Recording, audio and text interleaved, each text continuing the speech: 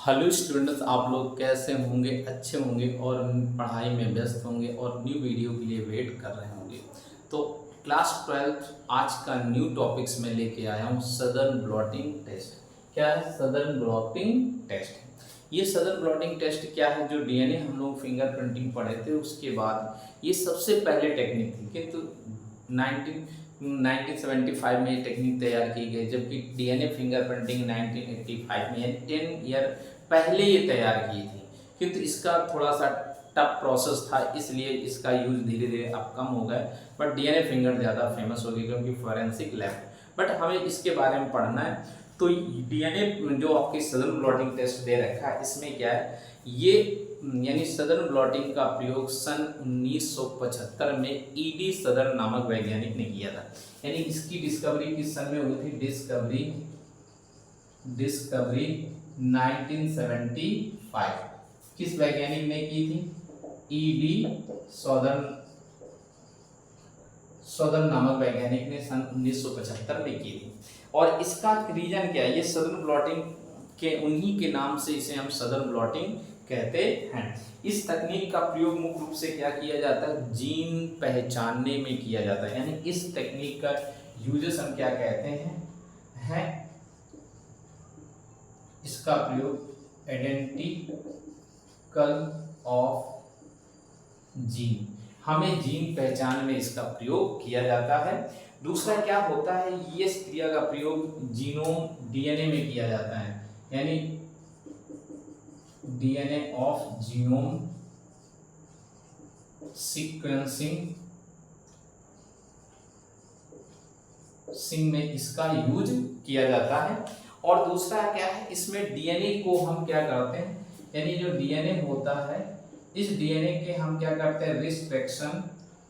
Restriction Indo nucleus enzyme की सहायता से हम छोटे छोटे टुकड़ों में काट लेते हैं। काट कर फिर हम इसे क्या करते हैं? इन खंडों के आमाप को इलेक्ट्रोफोरेसिस जेल, नेक्स्ट पॉइंट क्या है? इलेक्ट्रोफोरेसिस जेल की सहायता से, यानी जेल की सहायता से इसे मैच कराते हैं। इन डीएनए खंडों को मैच कराते हैं और इसे फिल्टर करते हैं। और इस फिल्टर का उस्मायन करने के बाद डीएनए के क्लोन करते हैं, यानी डीएनए के हम उस्मायन हीट करने के बाद में डीएनए क्लोन करते हैं, डीएनए क्लोन के रूप में यूज करते हैं। और इसमें संकरण करा देते हैं। क्लोन करने के बाद बेस पेयर फिट करते हैं, फिर बाद में हाइब्रिडाइजेशन कराते हैं। क्या कराते हैं? हाइब्रिडाइजेशन, संकरण कराते हैं, जिसके पश्चात ये मुख्य रूप से जीन प्रोब में रेडियोधर्मी तत्व मिलते हैं और संकरित डीएनए में ऑटो रेडियोग्राफी तत्व के साथ हम ये प्रोसेस अपनाते हैं।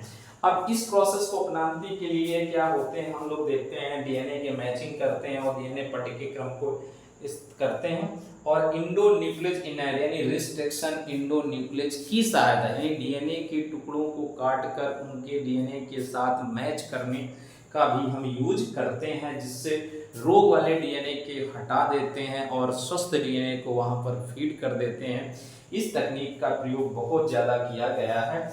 जैसे हमारी सफ़ेद कोशिकाएं होती हैं, नेक्स्ट हम दे रखते हैं WBC यानी व्हाइट ब्लड कार्पल्स लेते हैं। तो और तथा इन छोटा सा एक नमूना लेते हैं, या किसी फीमेल की गर्भ के प्रथम सप्ताह यानी फर्स्ट वीक से लेकर उसकी अंदर की जो होती है उसके किसी भी प्रकार के रोग का हम पता इसी से आसानी से लगा सकते हैं।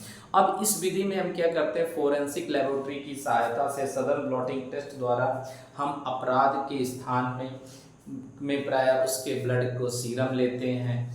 रेप केस में सीमेन लेते हैं, ब्लड का सीरम है, रेप में सीमन ऑफ या वीर लेते हैं, या हम वहाँ पर नेक्स्ट पॉइंट में देखते हैं तो आंसू है, लार है, या अदर पार्ट्स वहाँ से लेकर उसके बारे में हम स्टडी करते हैं। और डीएनए फिंगरप्रिंटिंग की सहायता से सदर्न ब्लॉटिंग में इस प्रोब को आसानी से किया जाता है, जिसमें डीएनए फिंगरप्रिंटिंग या सदर्न ब्लॉटिंग को बार बार रिपीट किया जाता है।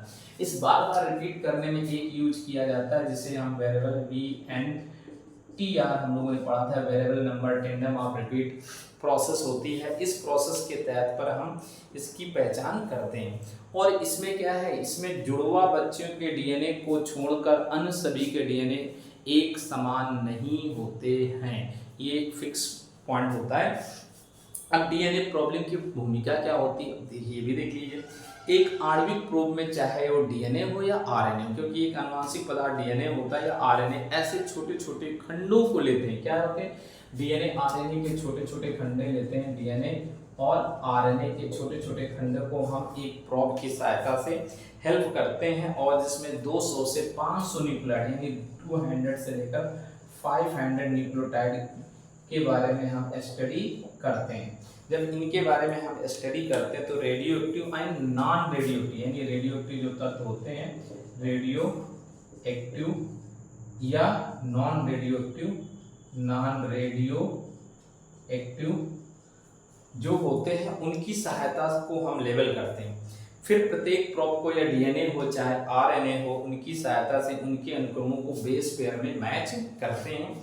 तो इन क्षारकों के माध्यम से डीएनए और आरएनए के अभिज्ञान पृथक करके डीएनए सिंगल स्टैंडर्ड हो या डीएनए डबल स्टैंडर्ड या आरएनए हो, उनके बारे में हम अध्ययन करते हैं। इसी को हम सदर ब्लॉटिंग टेस्ट कहते हैं।